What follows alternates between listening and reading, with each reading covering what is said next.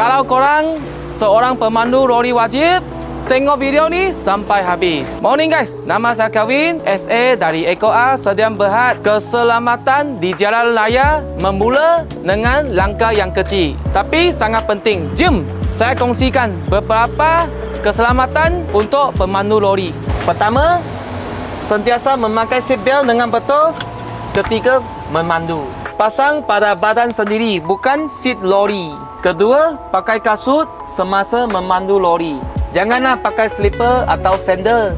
Kalau tersangkut, susah kontrol.